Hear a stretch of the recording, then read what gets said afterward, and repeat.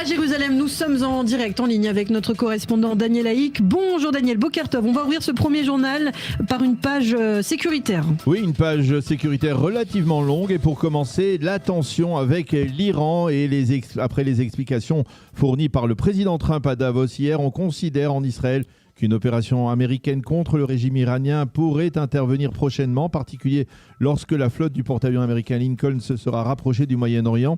On envisage un cas de figure où, à la suite de l'attaque américaine, Tsahal pourrait frapper des sites de missiles balistiques iraniens qui seraient pointés en direction du territoire israélien. Je vous rappelle qu'à Davos, le président Trump a adopté un ton ferme avec Téhéran. Il a affirmé que l'Iran avait fini d'intimider le Moyen-Orient et que les équilibres actuels sont défavorables au régime iranien. Parallèlement, l'émissaire américain Steve Witkoff a affirmé qu'il n'y avait actuellement pas de pourparlers entre Washington et Téhéran. Et puis de son côté, le chef d'état-major de Tsahal a lancé hier une sévère mise en garde en direction des Iraniens. Oui, lors d'une visite d'inspection dans la base de l'armée de l'air israélienne de Nevatim dans le Negev, le général Eyal Zamir a pu mesurer l'état de préparation des équipages des avions de chasse qui seraient susceptibles d'attaquer des cibles en Iran. Il a également participé à l'intégration de 3 avions furtifs F-35 dans les escadrilles de Tsahal. S'adressant aux pilotes, il a affirmé que l'armée de l'air était le bras stratégique d'Israël. Nous serons capables de frapper là où nous le souhaiterons contre tout ennemi qui met en danger notre sécurité, a déclaré le général Eyal Zamir. Une tension sécuritaire par ailleurs aussi au sud Liban hier soir avec des frappes israéliennes le long de la frontière avec Israël. Oui, au sein de Tsahal, on affirme avoir bombardé dans la soirée des positions du Hezbollah en 4 points différents dans la région de Kabatia, à proximité de la ville de Saïda au sud Liban. Puis l'armée de l'air a également frappé des positions du mouvement chiite le long de la frontière entre le Liban et la Syrie. L'intention de Tsahal était de neutraliser un trafic d'armes en provenance de Syrie en direction du Hezbollah. Et enfin, Tsahal a éliminé un terroriste du mouvement terroriste chiite qui était chargé de dissimuler des armes dans son village, à nouveau cette fois au sud Liban. La tension a également grimpé d'un cran hier dans la bande de Gaza après l'élimination par Tsahal de 3 terroristes. Oui, Tsahal a annoncé avoir éliminé 3 terroristes qui actionnaient un drone qui menaçait ses unités. On précise que les vérifications sur l'identité des terroristes avaient été précises. Côté égyptien, on s'est empressé de protester et d'affirmer que les 3 personnes éliminées avaient la nationalité égyptienne. Les Égyptiens ont d'ailleurs déposé une plainte diplomatique face à ce développement. Et puis Israël continue d'espérer la restitution de la dépouille du sergent-chef Ran Gvili. Oui, et côté israélien, on espère que la prochaine formation du gouvernement de technocrates palestiniens qui sera appelé à gérer la bande de Gaza permettra d'accélérer le retour du corps du policier, héros du 7 octobre. Quant à un des porte-paroles du Hamas, il a affirmé que l'organisation terroriste continuera à investir des efforts afin de repérer et de restituer le corps de Ran Gvili. On revient aussi ce matin au discours du président Trump à Davos, le président américain qui a également adopté une ligne ferme envers le Hamas. Oui, le président a lancé un avertissement au mouvement terroriste. Si le Hamas refuse de déposer les armes, les frappes contre lui reprendront. Pour le président, le désarmement du Hamas est et reste la condition sine qua non à une évolution de la situation dans la bande de Gaza. Nous verrons si les engagements seront respectés, a déclaré Donald Trump. Et puis, pour la petite histoire, tout le monde a remarqué en Israël la petite phrase de Trump sur le dôme de fer. J'ai dit à Bibi qu'il arrête de s'accaparer le crédit du dôme de fer. Ce dôme est une production américaine, a dit le président. Monsieur Netanyahou n'a pas souhaité pour l'instant réagir à ces propos. À propos du Conseil de la paix, on a appris hier, Daniel, que 8 pays musulmans ont annoncé qu'ils rejoignaient justement ce conseil. Oui, un Conseil de la paix dont la création sera officialisée aujourd'hui à 13h apparemment à Davos même. Ces 8 pays sont l'Arabie Saoudite, la Turquie, le Qatar, l'Égypte, le Pakistan, l'Indonésie, la Jordanie et les Émirats Arabes Unis. Et à Washington, on se félicite de la décision de l'Arabie Saoudite en particulier, qui jusqu'à présent semblait plutôt frileuse à l'idée de prendre part à ce Conseil. Je vous rappelle que Benyamin Netanyahou a également annoncé qu'Israël sera membre du Conseil. Le Premier ministre n'a apparemment pas osé s'opposer à la demande du président Trump, mais surtout, si à travers cette initiative, les Américains entendent créer une alternative à l'ONU, alors en Israël, on ne voit pas de raison de s'y opposer, même si pour l'instant, les autres participants à ce Conseil sont presque exclusivement des pays arabes. Et puis très rapidement, politique intérieure, le député orthodoxe Meir Porouche a proposé d'offrir la gratuité de l'éducation pour la petite enfance. Oui, Meir Porouche, qui est un des leaders du judaïsme de la Torah, réagit ainsi à la tragédie qui a coûté la vie à 2 nourrissons israéliens il y a 3 jours dans une crèche illégale à Jérusalem. Le député Meir Porouche a déposé un projet de loi donc en ce sens. Il mentionne la gratuité des crèches et jardins d'enfants pour les nourrissons à partir de 3 mois et ce jusqu'à 3 ans. Merci beaucoup.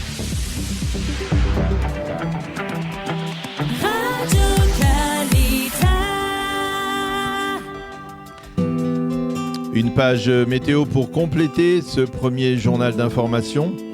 Le temps se radoucit, mais il restera couvert avec des pluies éparses sur les hauteurs et plus dégagées sur le littoral. Il fera aujourd'hui 13 degrés à Jérusalem, 19 à Tel Aviv et 23 degrés à Eilat.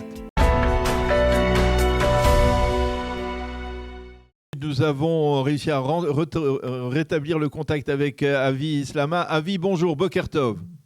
Boker Tov. Merci d'être avec nous ce matin. On vous souhaite Boker Tov, mais aussi Mazal Tov pour votre succès. Donc, vous êtes le nouveau maire de Netanya. Alors, la première question que je ne peux pas ne pas vous poser, c'est d'abord, qu'est-ce que vous avez ressenti au moment où on a annoncé les résultats avec un plébiscite, on va dire, de la ville de Netanya, plus de 68%?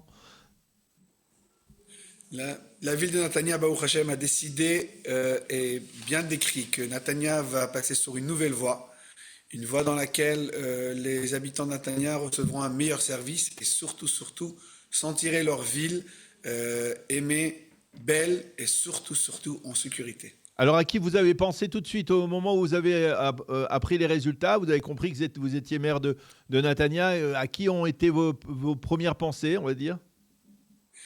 Mes premières pensées, bien sûr, étaient à ma mère, Zichra Livracha, qui est décédée il y a 5 mois. Et c'était un moment très très bon, très très doux, mais avec beaucoup de souvenirs et beaucoup de peine envers ma mère qui est pas là parmi nous.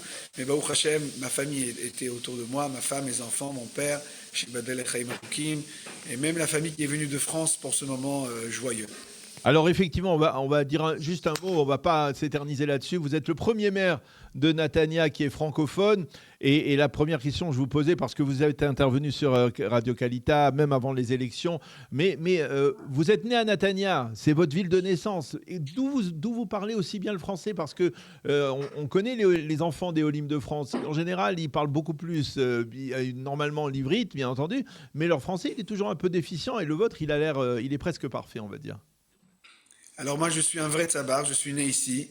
Mes parents qui ont venu de France en 74, moi je suis né en 82, on a toujours parlé en français à la maison, on a toujours eu des cassettes vidéo, des cassettes audio d'Aznavour, etc.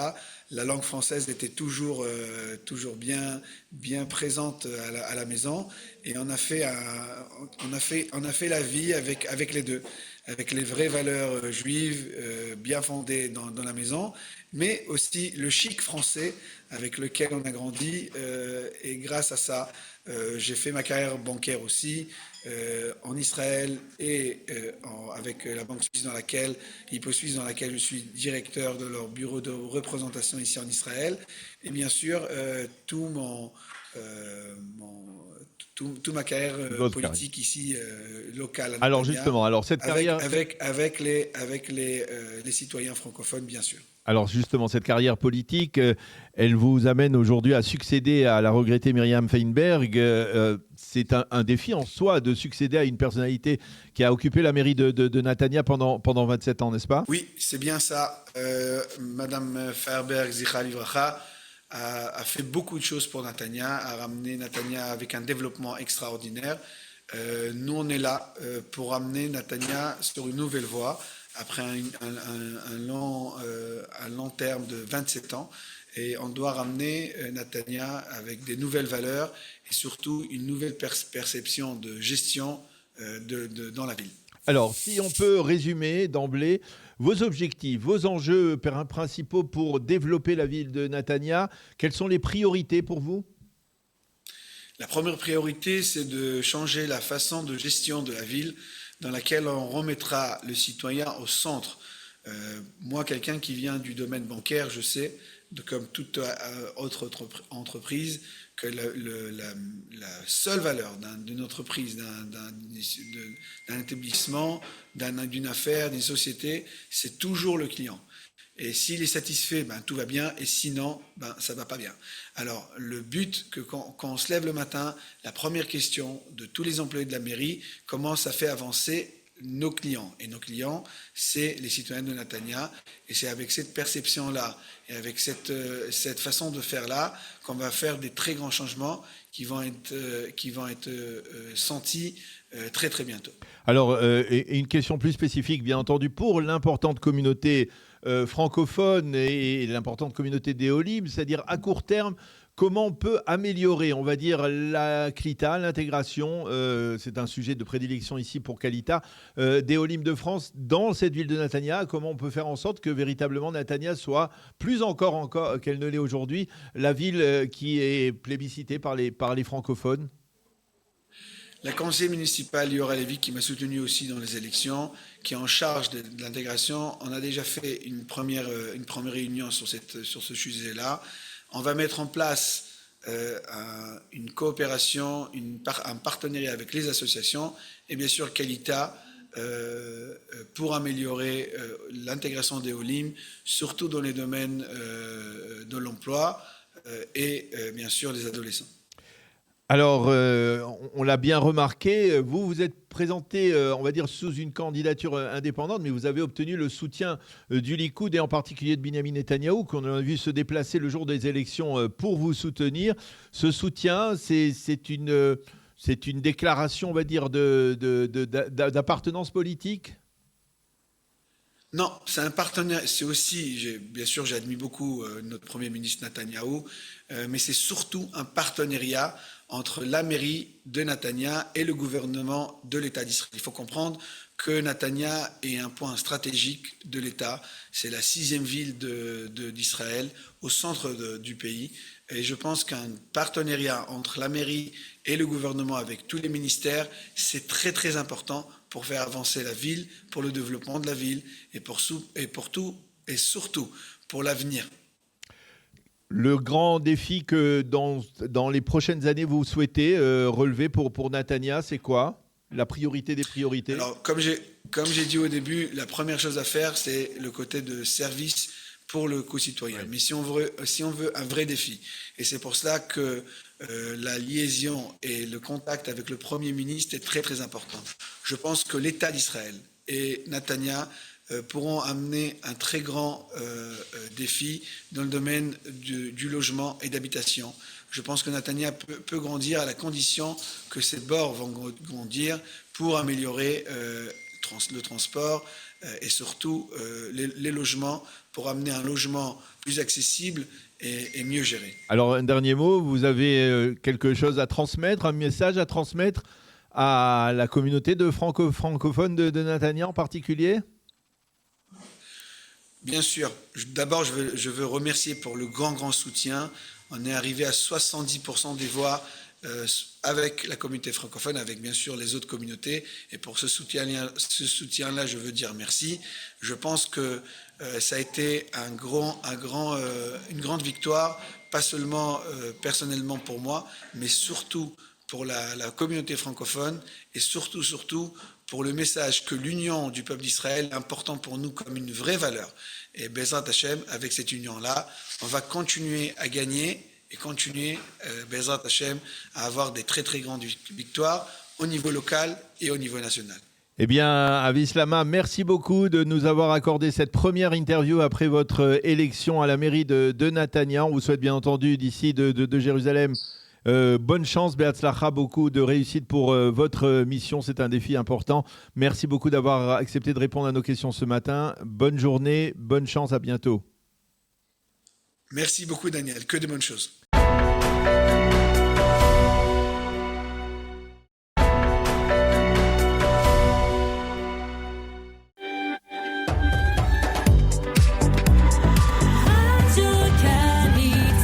Boker Tov, nous sommes le 22 janvier 2026, c'est l'heure de la revue de la presse et des médias israéliens en direct de Jérusalem sur Radio Kalita.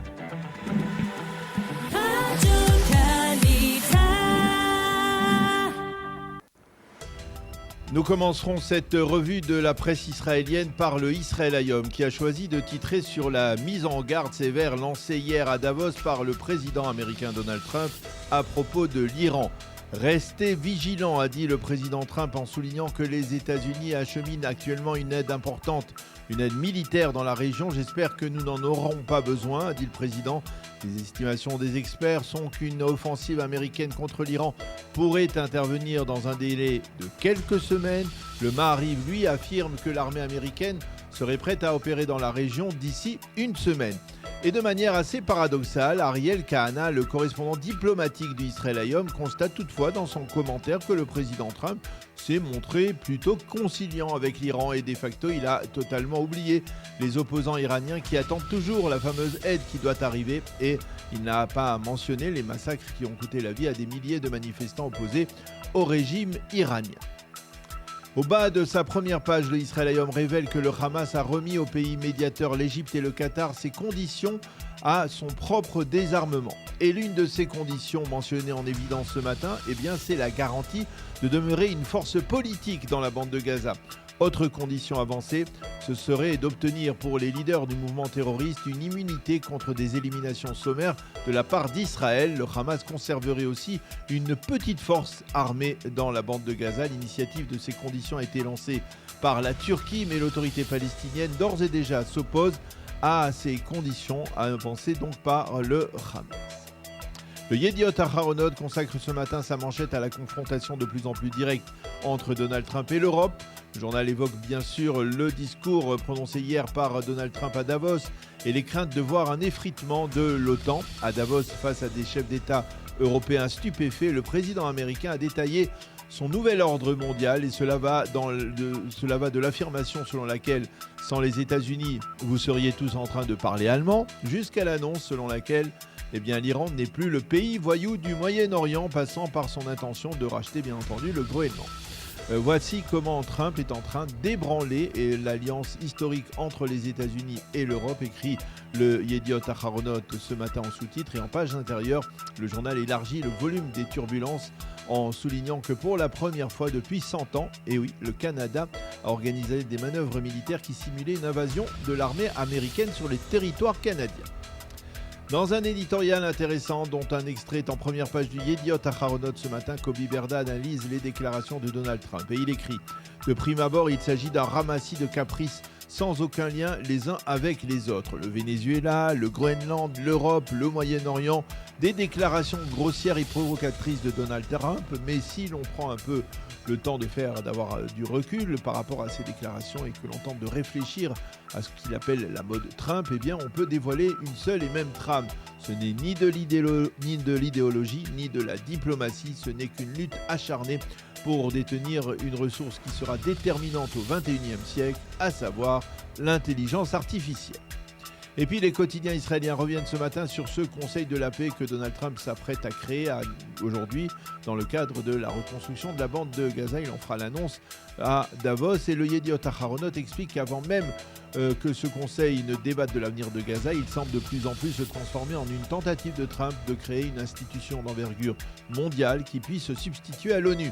Et le Yediot de constater que des pays comme Israël, l'Égypte, le Pakistan et la Turquie ont annoncé qu'ils participeraient à ce Conseil de la paix, tandis que les Européens se distinguent par leur opposition farouche, en particulier la France. Et pour justifier sa démarche, Donald Trump affirme « Jamais l'ONU n'a su concrétiser son potentiel ». Et dans le cadre des tensions diplomatiques actuelles, le Maariv mentionne en évidence celle entre Israël et l'Égypte.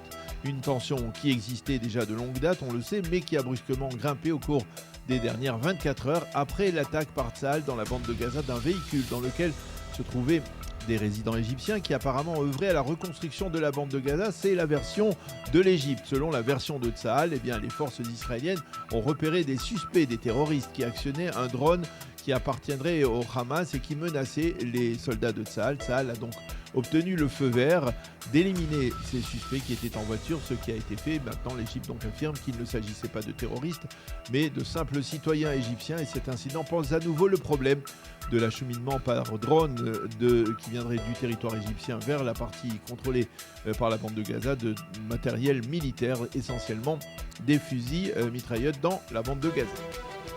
Et puis le Israël Hayom nous fait ce matin la promo du portrait détaillé qu'il a réalisé de Marco Rubio, le secrétaire d'État américain. Il nous le propose dans son édition du Shabbat. Le journal nous explique comment le petit Marco est devenu l'un des hommes forts de l'administration Trump. Il rappelle que Rubio avait été l'un des adversaires de Trump lors des élections primaires de 2016, mais aujourd'hui il est devenu l'un des principaux acteurs de la diplomatie américaine et le journal se pose la question clé, est-ce que Rubio sera le candidat républicain aux prochaines présidentielles ? Depuis le 7 octobre, le nombre d'Israéliens en addiction a doublé. C'est l'un des titres que l'on trouve ce matin en une du Yediot Ahronoth. Et en page intérieure, le journal parle dans un dossier détaillé d'un phénomène d'addiction diverses comme des achats effrénés, de l'addiction aux jeux de hasard et de chance et une tendance à se droguer à l'aide de médicaments avec pour dénominateur commun donc des dépenses qui déstabilisent l'équilibre financier des foyers israéliens. Le journal parle de centaines de cas qui découlent directement de post-traumatisme après 2 années de guerre et le journal souligne qu'en 2018, un Israélien sur 10 était lié à ce type d'addiction. En 2025, on parle d'un Israélien sur 4 et c'est particulièrement préoccupant. Et puis nous terminerons cette revue de la presse comme nous le faisons chaque jeudi par les principaux dossiers que vous pourrez lire dans l'édition hebdomadaire d'ActuJ qui paraît ce matin. Et dans cette édition, un dossier de couverture consacré évidemment à l'Iran, grand argentier du terrorisme international. Une analyse également sur les inquiétudes d'Israël face à la seconde étape du plan Trump qui doit débuter dans la bande de Gaza. Une mise au point après la décision de Hachette de retirer ses manuels scolaires qui fournissaient une présentation mensongère des événements du 7 octobre. Et puis, bien sûr, impossible d'y échapper, le triomphe d'Omer Adam à Paris. C'est la fin de cette revue de la presse.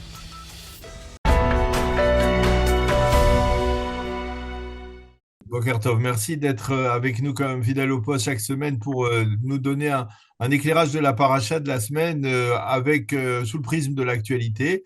Et cette paracha, elle est particulièrement importante. La paracha de Bo, c'est la paracha, on va dire, de la sortie d'Égypte. C'est après les 3 derniers plaies, bien les Bnei Israël sortent d'Égypte.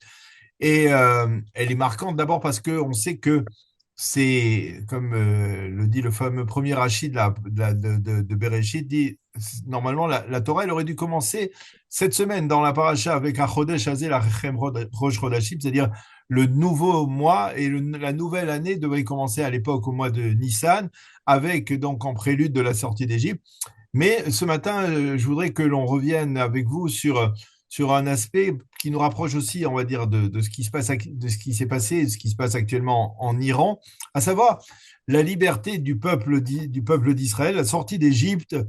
Elle a été précédée d'un acte, on va dire, assez audacieux de la part des Israël, à savoir le sacrifice pascal, l'agneau pascal qui a été sacrifié.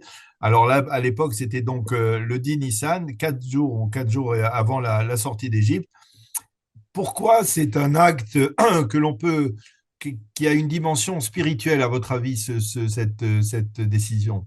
Oui, donc effectivement, comme vous l'avez dit, Chabot, il y a la sortie d'Égypte proprement dite, c'est-à-dire la sortie physique des enfants d'Israël de l'Égypte, mais elle est précédée par un événement qui est connu, c'est le sacrifice, ce qu'on appelle l'agneau pascal. Et ce sacrifice-là a lieu en Égypte même avant la sortie d'Égypte. Alors, que signifie-t-il?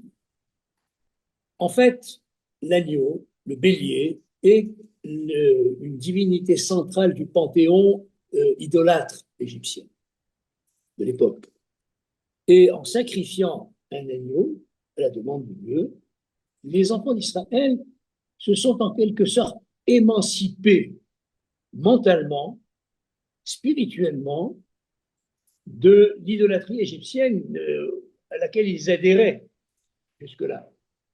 En sacrifiant donc cet agneau, il y a eu un premier déclic, et ce premier déclic qui a permis la sortie d'Égypte physique, c'est un déclic mental et spirituel. Et donc, ça, c'est un élément extrêmement important à bien comprendre. C'est que la délivrance d'une tyrannie, la délivrance physique, elle doit être précédée par une délivrance mentale, spirituelle. Et donc là, on rejoint l'actualité de l'Iran, qui reste une actualité, me semble-t-il, essentielle. Le peuple iranien a réalisé ce déclic. Il s'est dégagé, selon toutes les informations qu'on recueille, de l'emprise de l'islamisme, des ayatollahs.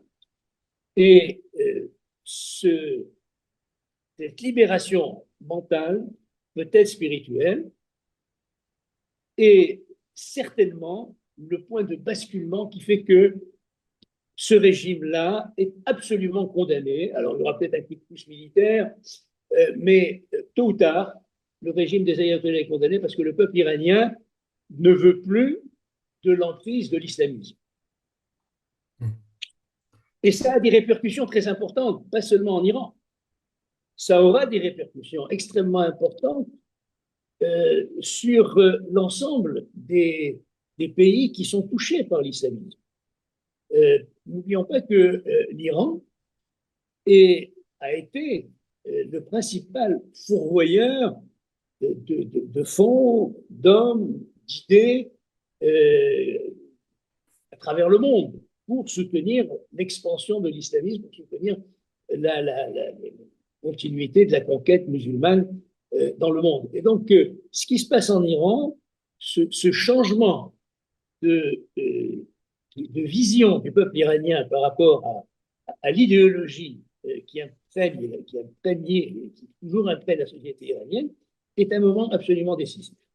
Alors, pourquoi fallait-il que ça passe par l'agneau pascal? Est-ce que c'est vraiment uniquement parce que c'est une des divinités de l'Égypte antique où parce que on va dire, on parle de spiritualité, et là il y a quand même une dimension, on va dire, très, très terre à terre, hein. C'est un sacrifice, le sacrifice d'une bête, tout simplement. C'est-à-dire, il ne fallait pas aussi qu'il y ait que la sortie d'Égypte soit précédée d'une sorte de prise de conscience spirituelle dans la Neshama des Bnei Israël à l'époque. C'est-à-dire qu'ils reconnaissent eux-mêmes, parce qu'après, ça va peut-être poser des problèmes. On va voir que très rapidement, dès la semaine prochaine, il va y avoir des protestations et d'autres protestations. Alors, le mouvement de protestation, il va passer du côté des Bnei Israël envers Akadosh Baruch Hu, alors que ce sont les mêmes qui ont vu les miracles des 10 plaies. C'est pour ça que je parle de déclic. C'est un déclic, c'est-à-dire que c'est le début d'un cheminement pour faire sortir l'Égypte, parce qu'il y a deux sens dans Yetziat Mitzrayim.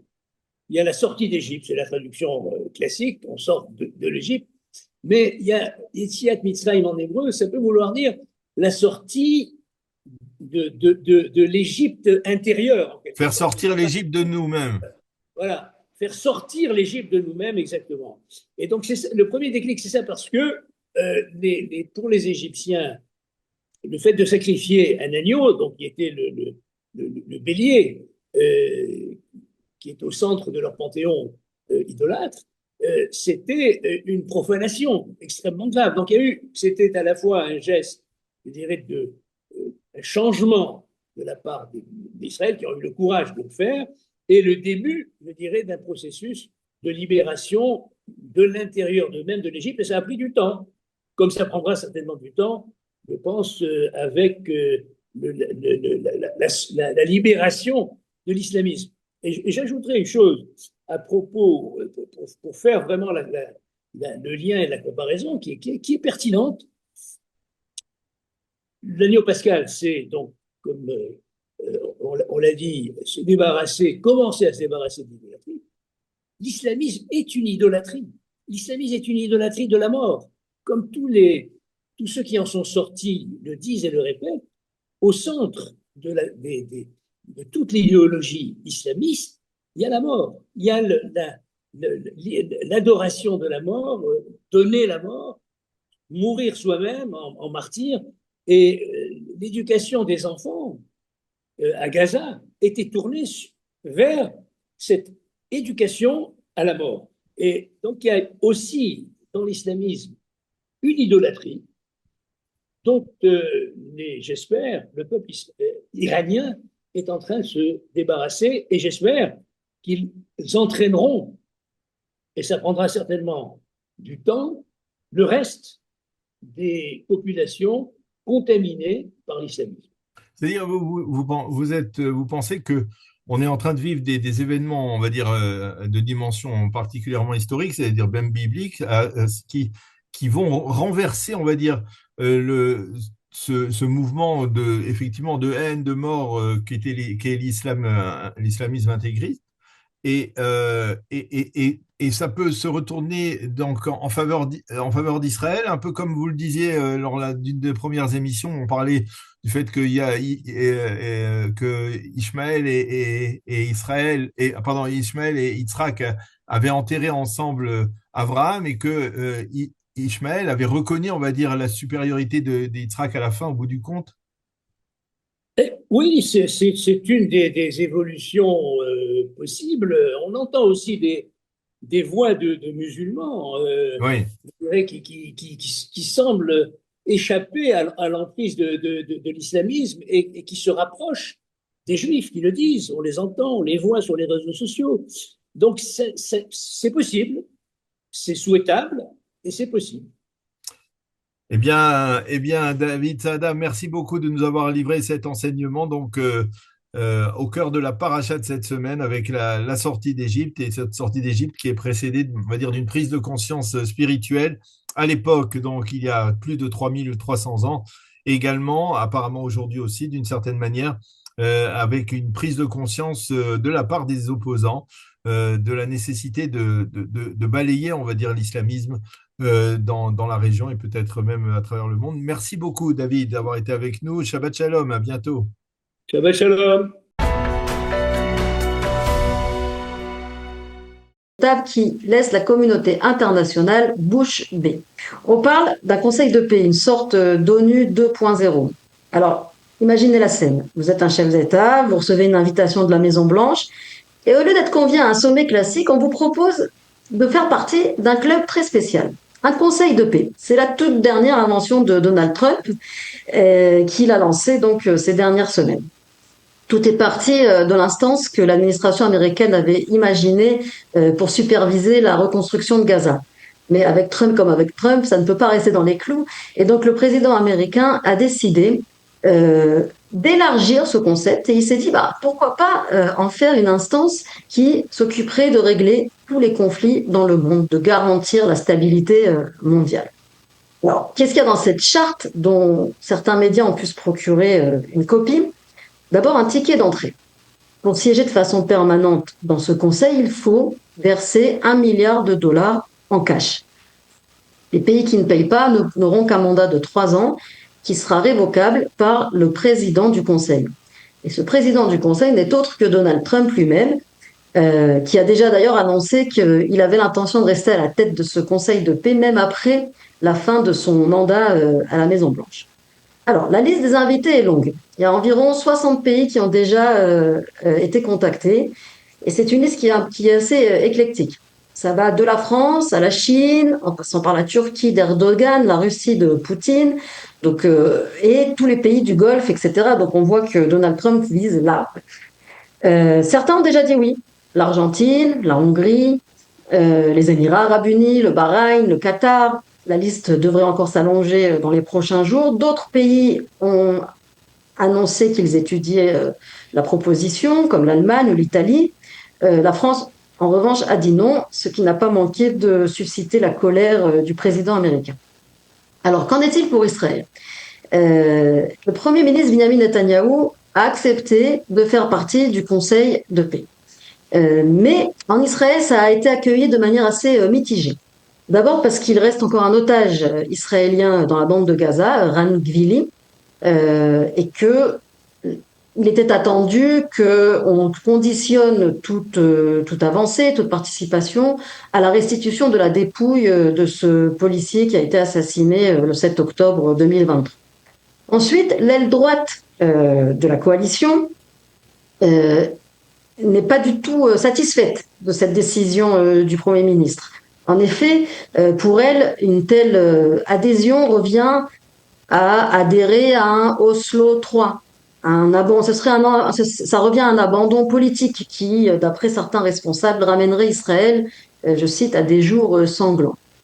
En effet, s'asseoir dans ce conseil revient à s'asseoir à la même table que des soutiens du terrorisme, qu'ils viennent d'Égypte, du Qatar, de Turquie, Et l'aile droite craint que cette adhésion nous ramène Israël à une époque qui est symbolisée par des concessions, par des retraits territoriaux, et qu'à terme, en fait, on arrive, par l'intermédiaire de ce Conseil de paix, à la création d'un État palestinien qui est, à l'heure actuelle, rejeté par la majorité de la population israélienne.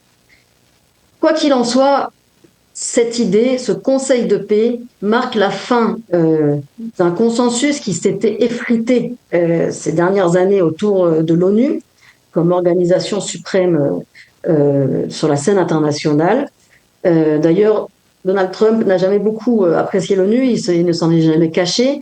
Lui, il veut des initiatives franches, des modèles un peu inspirés du business qui lui est si cher, et pas des diplomates qui discutent pendant des mois sur une virgule. Ce conseil de paix donc vise à mettre fin à 80 ans de pratiques diplomatiques qui ont montré leurs limites, qui n'ont jamais vraiment été en faveur d'Israël, il faut bien le dire. Les mois qui viennent nous diront si, oui ou non, la liste des participants s'allonge et si cette nouvelle structure a des chances de changer effectivement l'ordre mondial. Eh bien, nous sommes aujourd'hui le Dalet Shvat, 4 Shvat, et c'est comme chaque année la Iloula de Baba Salé, 42e Iloula de Baba Salé, qui est célébrée ces derniers jours et aujourd'hui, bien entendu, à Netivot, avec beaucoup de faste et beaucoup de joie, d'allégresse dans la communauté, en particulier, bien entendu, dans le monde Sfarad en Israël, mais aussi en diaspora. Et pour en parler, nous avons le plaisir, presque comme chaque année, nous le faisons avec beaucoup de joie, d'être en ligne avec le Rav Moshe Bussou. Rav Bussou, bonjour, Boker Tov. Bonjour, shalom. Merci d'être shalom avec tous les auditeurs. Merci d'être avec nous ce matin. Vous êtes le petit-fils de Baba Salé. Vous êtes également le président des institutions Mar Israël à Jérusalem, de nombreuses institutions qui sont bien entendu liées à Baba Salé, votre grand-père. Et avec vous, je voudrais ce matin revenir d'abord sur la personnalité de votre grand-père que vous avez connu dans votre jeunesse. Bien entendu, il faut rappeler que c'est la 42e Iloula de Baba Salé. Racontez-nous toujours, ça nous fait plaisir de reparler d'anecdotes particulières que vous pouvez nous faire partager sur votre proximité avec Baba Salé. C'est vrai, en ce jour de la Iloula où un grand monde arrive sur la tombe de Baba Salé, mais en dehors de cela aussi, des Iloulots se célèbrent un peu partout, pas seulement en Israël, mais dans le monde entier. Et pas seulement aujourd'hui, le Dalet Shvat, et hier soir, donc la veille du Dalet Shvat, mais toute la semaine pratiquement. Il y en a même qui la font Mosaï Shabbat, et d'autres qui la font la semaine dernière, la semaine prochaine. Donc c'est quelque chose de vraiment remarquable, qui fait que, quelque part, Hachem nous montre combien c'est un tzaddik qui est vraiment apprécié et admiré par tout l'Arm Israël. Et on va essayer d'apprendre un peu quelques qualités qu'on puisse essayer d'intégrer et d'adopter et d'intégrer, parce que c'est le but en fait de la Iloula. C'est pas seulement célébrer une fête, mais c'est aussi de s'attacher à la personnalité et d'apprendre. Vous m'avez demandé des expériences personnelles. Eh bien, une des histoires qui a été assez répandue, c'est lorsque j'étudiais à l'Yeshiva d'Aix-les-Bains. D'ailleurs, on a étudié ensemble à Aix-les-Bains. Baba Salé, mon grand-père, est venu à 3 reprises à Paris, chez nous à la maison, donc chez ma mère, qui est sa fille. Et chaque fois qu'il venait, eh bien, je quittais la Yeshiva et j'allais être à ses côtés et m'occuper de lui. C'était vraiment un grand mérite. La première fois, j'avais 14 ans et demi. La deuxième fois, j'en avais 16 ans. Et la troisième fois, j'en avais 17 et demi. Ces 3 fois, donc, j'ai eu ce mérite, ce privilège d'être à ses côtés, de le servir et d'être vraiment proche à lui et de voir pas mal de choses. Une des choses qui ont beaucoup marqué et qui s'est beaucoup répandue, c'est l'histoire de la Birkat HaLevana. J'aime cette histoire, pourquoi ? Parce qu'elle montre combien il était avide d'accomplir les mitzvot. Il faisait tout pour les accomplir au mieux. Donc, pour la Birkat Levana, c'était vraiment une mitzvah. Je faisais très attention. Alors, arrivé à la date, il m'a envoyé voir si on voyait la lune d'une des fenêtres de la maison, puisqu'elle habitait au 4e étage. J'ai fait le tour de la maison plusieurs fois. Un jour passe, 2 jours passent, 3 jours passent. On ne voit toujours pas la lune. Tout est ennuagé. Eh bien, encore un jour, il dit, alors maintenant, on va voir encore une fois ce qui se passe. Est-ce qu'on voit? On ne voyait pas. Il dit, bon, je descends. 4 étages. Il n'y avait pas d'ascenseur. On traverse la cour. Arrivé au trottoir, on prend quelques 30 mètres à gauche. Il s'arrête là. Je n'ai pas compris pourquoi il s'arrêtait là. Il lève sa canne au ciel et il dit, sors déjà. Et juste là où il a fixé sa canne, à cet endroit précis, les nuages se dispersent. On voit la lune dans toute sa majesté, dans toute sa clarté. Et vraiment, il a fait la Birkat avec un tel enthousiasme, avec une telle simcha, une telle joie. Je me rappelle que j'étais accompagné donc avec mon père, ma mère et ma grand-mère et tout le monde qui était à la maison l'accompagnait. Et il y avait comme un peu trop de bruit. Il y a un policier qui est passé là-bas au début. Il a dit, qu'est-ce qui se passe là? Et quand il a vu Baba Saleh, mon grand-père, là il s'est figé, il s'est arrêté, il n'a rien dit. Et après qu'on a fini, il y avait le Rav Frank Porter qui est venu, il a dit Shalom Aleichem, Aleichem Shalom. Voilà, en tout cas, c'était vraiment impressionnant parce que là, on voit combien Hachem aime le tzaddik et combien, quand il fait un effort de se déplacer 4 étages à son âge et pour faire la bracha, eh bien Hachem aussi fait son effort. Il ouvre le ciel pour qu'il puisse faire la bracha de Levana. Mais on peut attacher cette histoire à une autre histoire où quelques 30 ans auparavant, quand il était une fois à Paris, et c'était aussi en nuageux, on ne voyait pas la lune, il téléphone à Lyon à des gens qu'il connaissait, il demande est-ce que là-bas on peut voir la lune? On a dit oui, il n'a pas hésité, il a pris le train à l'époque et il a été voyager jusqu'à Lyon pour pouvoir faire des Katalevana. Donc, dans sa jeunesse, pas tout à fait sa jeunesse, mais il n'était pas tellement âgé, il a fait cet effort, et là, même quand il était déjà avancé en âge, Hachem lui ouvre le ciel pour qu'il puisse faire de la Birkat Levana là où il était. Qu'est-ce qui fait dans la personnalité de Baba Saleh que tant de gens restent attachés à lui plus de 40 ans après sa disparition? Qu'est-ce qui rattache tant de gens à la personnalité de Baba Saleh? Je pense qu'il est impossible de décrypter réellement la raison, parce que ce ne doit pas être une raison. Le monde d'Israël qu'il avait, Ahavat Israël, exceptionnel.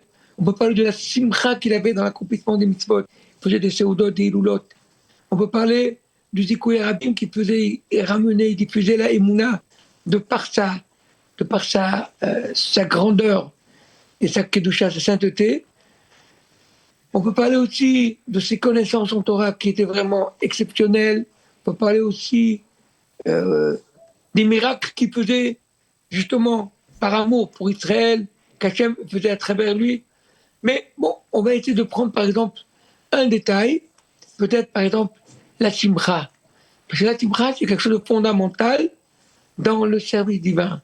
Et lui, il faisait les mitzvot de simcha exceptionnels, et aussi, il faisait toute la avodat de simcha. On le voyait aussi, parce qu'il faisait très souvent des seudot de, par exemple, d'Ahilulot de Sadikim, ou Soudat Rosh Chodesh, je faisais fréquemment, en invitant des gens, que ce soit des rabbanim, ou même des gens du peuple, pour justement les attacher à la simcha, à la joie dans le service divin.